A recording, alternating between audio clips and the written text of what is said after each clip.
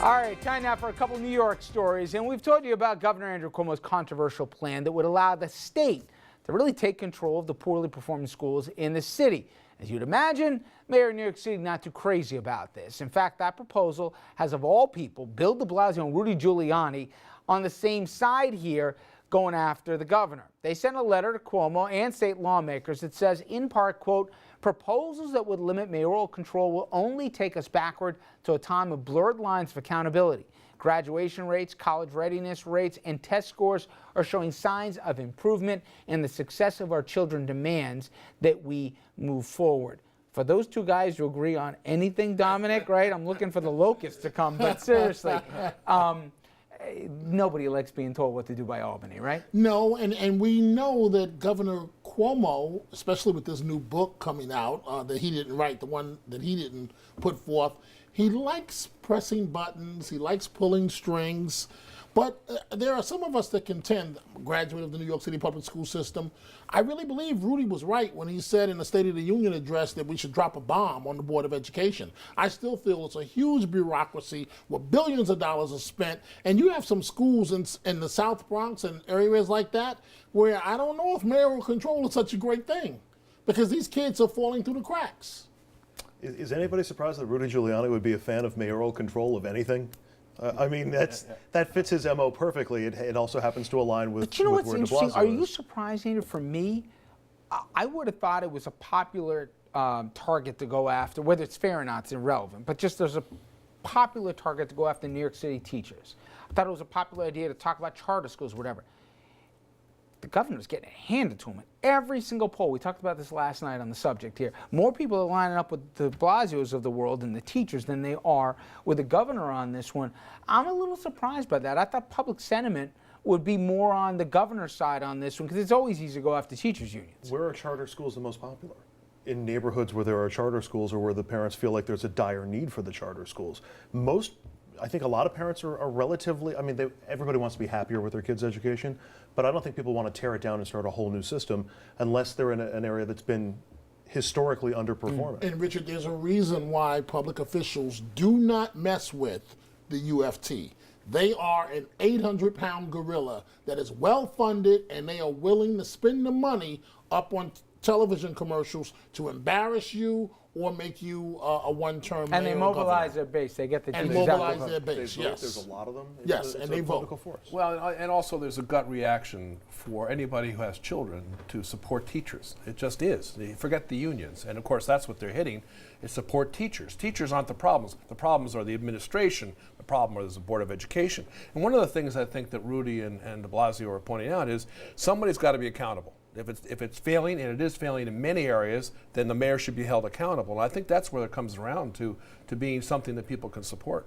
I want to get to the next subject, which was, as we know, and we spoke to Jessica Proud, who's involved with the Donovan campaign, and in all estimations, he's going to win the seat that Mr. Grimm has vacated now in the race for Congress on Staten Island. But that said, one of the questions many people thought Ms. Donovan would have to answer is rather, why not release the grand jury report as it relates to the Eric Garner case here? We all remember that case. But the DA, Dan Donovan, says that secrecy is needed to protect the jurors as well as the witnesses. I get it, but Scott, that's not always the case. Sometimes people want to know, well, how much did the DA press? What did the DA try to have accomplished? What evidence was presented to the grand jury? And I've heard attorneys on both sides say, you're not telling everyone who's on the grand jury in this. You're not putting people up. And others argue you're putting the process on trial here. How do you feel, especially with as controversial a case as this was? Is sunlight the best disinfectant, or did Donovan get it right? You know, it's hard to say. I think one of the things we all want to know more about this case, and it's an emotional case, and people are upset by it, they're angered by it, and so there's a natural tendency to want more, all the information. On the other hand, the system works by and large across the state of New York, and that's why you have to go back to the issue of, do we need an independent review of these things, so it's not the DA and the police, which we've talked about here on your show. And I think that's where you're going to have to end up, some kind of compromise, because you can compromise the system. by too much information. And here, it's a situation, it's really unfortunate, I have to say, though, that he is running for office because it makes this question even more questionable. Is this all part of some, game that he's trying to seek it higher makes you ask the office? question, even if it's not true or not, it certainly says, wait a minute. Here was a guy who probably had his eye on the race. We knew that Grimm was in trouble. Yes, I'm trying to be polite here. And then also the decision not to release it, which was his decision, Andrew, were the political motivations. Well, he was attached. handcuffed somewhat by state law, and the judge ruled, it wasn't Donovan who ruled that he couldn't release the information.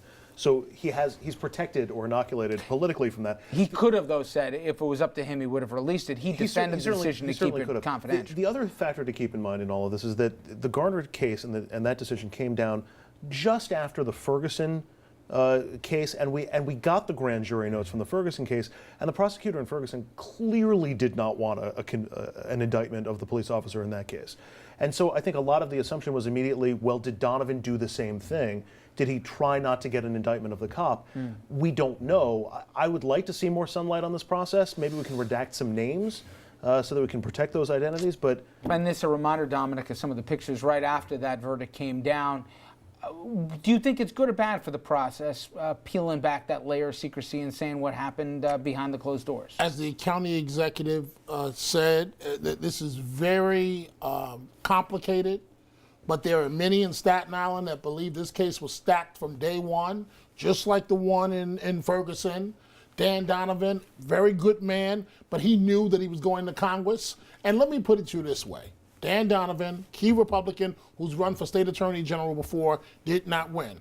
Do you think he could go to Congress if he had indicted police officers in Staten Island?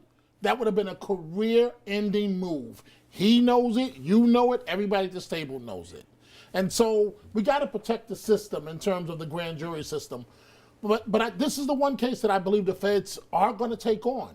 And the reason why they're going to take this one as opposed to the other ones is that video. They have video that can make a stronger case for perhaps a violation of federal civil rights. I don't know if they'll get there, but I will just say, stepping back, because we learned so much, I mean, maybe you've covered it longer than I have, Don, but you learned a lot through this really ugly past year that we've seen in different cases.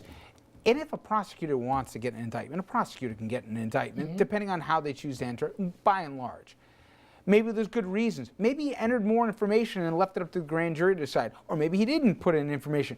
Why we don't know, an issue as it relates to public safety, how far or how much the prosecutor wanted to, and what he did or didn't choose to offer up, I think that should be a matter of public record. But I do understand the potential downside that if you do that, the transparency that now is attached to a grand jury process would compromise at least that element. It's a tough one, but I am surprised. We still don't know. Here we are, as late as we are in Richard, 2015, and we don't know. on time.